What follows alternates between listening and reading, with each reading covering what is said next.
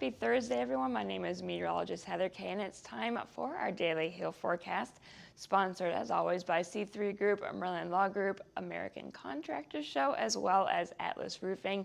Thank you guys for sponsoring our videos. So let's get right into our weather headlines. We saw some Colorado hail yesterday, and we actually have a 3-star map available. We'll get to that in a few minutes, but we could see some more hail in Colorado today. We will get to that in just a second as well. And then as we get into tomorrow, there'll be some marginal severe weather chances. It's going to be mostly wind for tomorrow, so we'll talk about that as well. And then we're finally getting at least some temporary heat relief. We got some rain here today in Oklahoma. That's helping a lot. But how long will this last? We'll talk about that as well. So we don't have any events going on right now, so we're going to get right into yesterday's storm reports. You can see where the main action happened yesterday is right here in the Rockies, but let's check out the other areas first. There were a few scatter reports here in the northeast, parts of southwestern New York, Kentucky, down to parts of northern North Carolina, and then we had some scatter reports here across the lower Missouri area, as well as eastern Oklahoma. And then getting out into the Rockies here, we did have some hail up into the northern parts of Colorado. There are also some scatter reports in the Denver metro area, as well as Cheyenne, and then some scatter reports here from Nebraska down into Kansas. So let's check out yesterday's 3-star map. We have it on our site right now. The name of this map is Cheyenne, Wyoming to Wellington, Colorado, as well as Ray, Colorado. And the largest hail size got up to 3 inches in diameter, and the number of homes impacted were just over 31,000 houses. That's quarter-size hail and larger with this amount. So we can see that we had some anywhere from quarter to half-dollar size hail here in Cheyenne and near the Colorado, South Dakota, or that's Nebraska, border here down to Colorado, just to the east of Fort Collins, Wellington, and zooming on into the Ray area we had, that's where the 3-inch hail was, I think, just south of Ray here.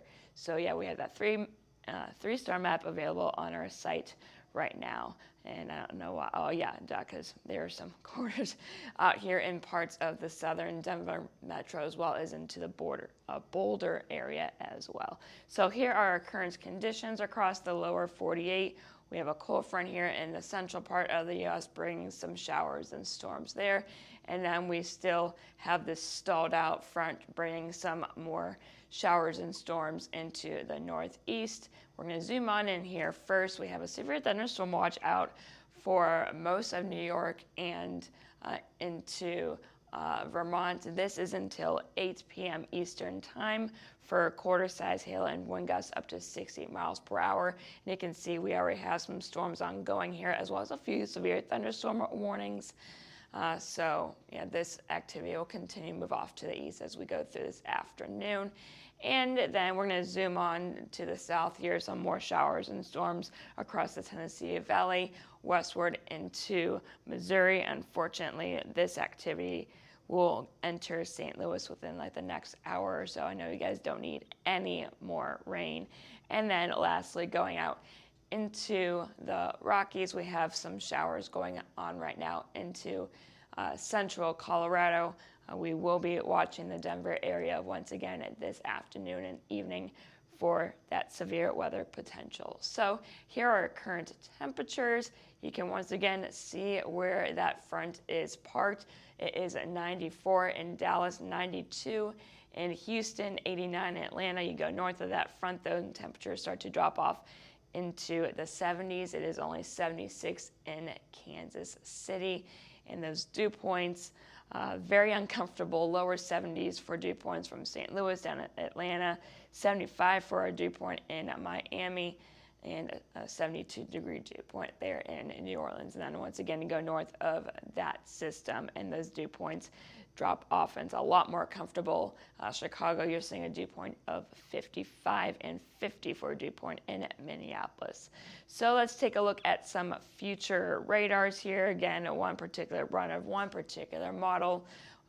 We do have storms going on right now in central New York, and as we continue to go through the rest of the afternoon, you can see more storms are expected to fire here along and ahead of that cold front, push into parts of Vermont and New Hampshire as we get into this evening, and then going into later in the evening, just to the west of Boston, we're expecting some stronger storms. This is at 8 p.m. Eastern time, stretching up into Maine, and then getting into the overnight hours as we lose that daytime heating and the instability gets used up with those storms.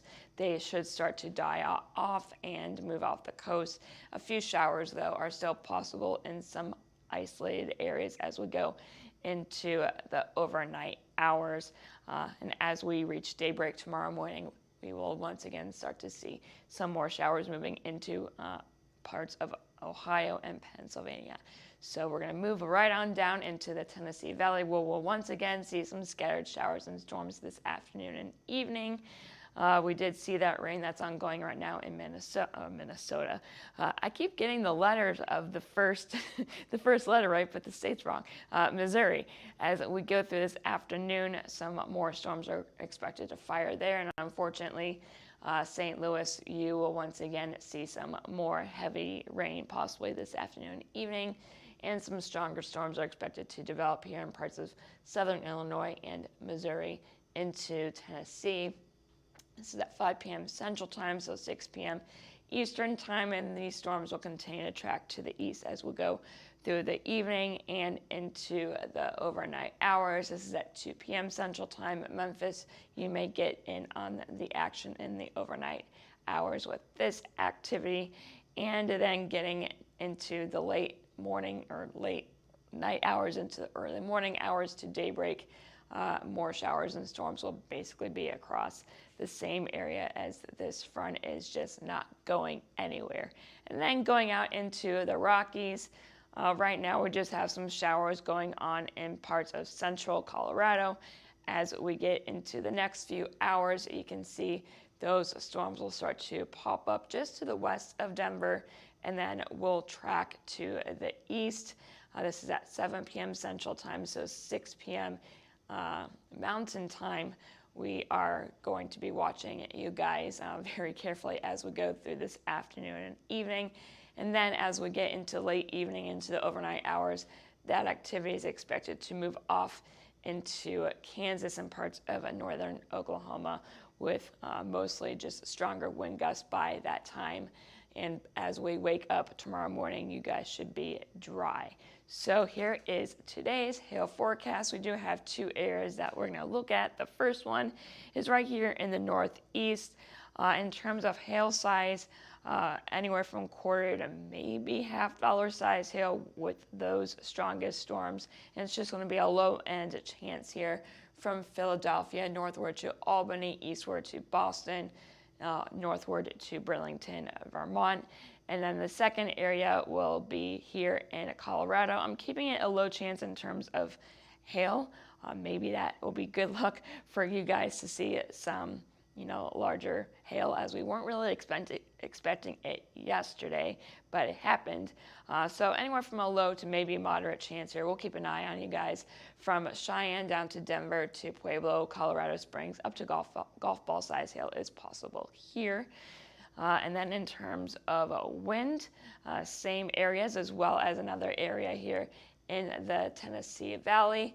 Let's zoom on in here. Anywhere from 60 to 65 mile per hour wind gusts are possible in Boston to Burlington to Syracuse. I think this area is where the best chance of those stronger gusts are going to be. And then some low end chances from Philadelphia to maybe as far west as Pittsburgh down to Richmond, Virginia. And then basically from the Carolinas westward to Tennessee. So Nashville, you have a low end chance to see up to 60 mile per hour gusts there, as well as into Springfield, Missouri. down to Little Rock, Arkansas, and then the same areas here out in the west from Cheyenne down to Denver, Pueblo, eastward to Garden City. You saw on the model run, it looks like there will be a line this evening into the overnight, so that's why Garden City is in that risk for wind. Now getting into tomorrow, we're going to wake up and surprise once again, since that front is not moving, we're going to see some of those same areas that we've been seeing the last few days experiencing another round of storms. So this is at 10 a.m. Eastern time. We're going to again see those showers and storms going from the Virginias here westward to Kentucky to parts of Tennessee and Arkansas northward into Missouri. Then we'll get through tomorrow morning and into afternoon. You can see some pop-up storms here along and south of that front. Again, same areas that we've been experiencing the last few days. We'll see those pop-up showers and storms. And then as we get into tomorrow evening and into the overnight hours, as we lose that heating of the day, a lot of the activity will start to fizzle out, but we could still possibly see some stronger storms here in western Kentucky into southeastern Missouri. And those will continue to track to the east as we get into the overnight hours into early Saturday morning. Then I'm going to shift a little bit to the west here. We're getting some much needed rain here in Kansas and Oklahoma and parts of Texas, where it's just been extremely hot and dry. So tomorrow morning that rain will continue, and going through tomorrow afternoon you can see more storms are expected to fire here just to the south of Oklahoma City, so right along that Red River and into Arkansas. Even more activity here you can see firing up in the panhandle of Texas, and this will just continue to track off to the east, and with that heating of the day, again, a lot of that activity in Oklahoma and Arkansas should fizzle out, but more precipitation will be moving into the panhandle of Texas and into western Oklahoma and parts of southwestern Kansas as we get into tomorrow night into Saturday morning, and that will spread eastward as we wake up on Saturday at 7 a.m. Central Time. So there's that region, and then we're going to go a little bit further west here to get a better look at that activity in the panhandle of Texas.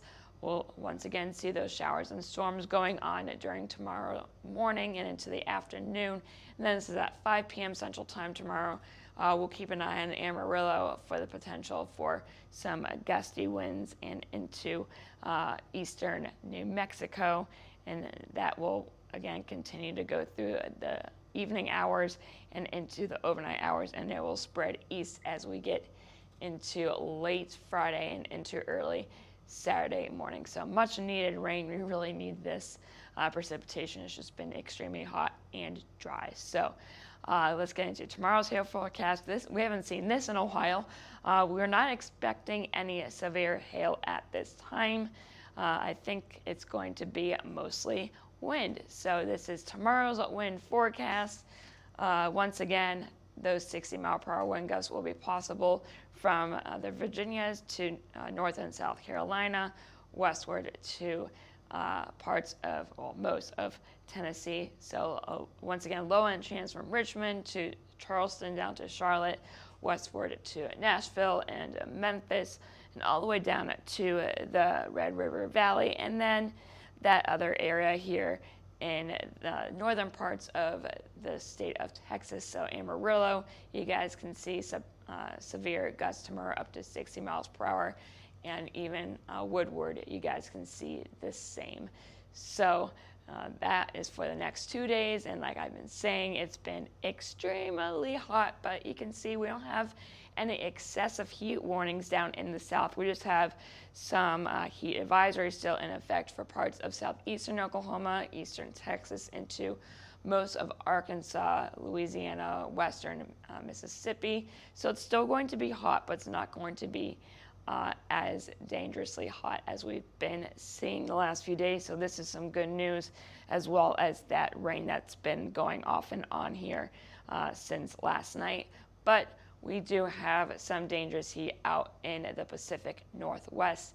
This will be continuing for the next few days. So going from now through this weekend. Dangerous temperatures anywhere from 100 to 115 degrees are possible out there. So let's break it down with the jet stream. We once again have this trough here starting to get into the northern parts of the U.S. This is really associated with these fronts that are moving on through. And as we get into tomorrow morning, it'll start to track off to the east a little bit, bringing some cooler weather into parts of the northeast. And then getting into Saturday, I can see where that front is. In another little short wave we will keep an eye on. As of right now, it doesn't look like any severe weather is possible, but things can change. You know how things and weather can really pop up. And then getting into Sunday, this little trough will continue to move off to the east here, and then you can see the heat is expected to build back up as we get into the beginning of next week. Although the northeast, you may experience at least some lower temperatures, but yeah, I can see that heat dome, especially by Tuesday morning, will once again build here in the south. So that is all I have for you guys today. Make sure you follow us on Twitter, Facebook, Instagram, YouTube, and TikTok. We experienced it yesterday. We saw hail in some more populated areas in Colorado. That wasn't supposed to happen, but it did, so you don't want to miss anything that may pop up as a surprise. And then if you have any questions, concerns, if you just want to say hi, you can give us a call at 855-334-4245. You can email us at info@hailtrace.com and check out our website at www.hailtrace.com. And I am meteorologist Heather Kay. I hope you all have a great rest of your Thursday.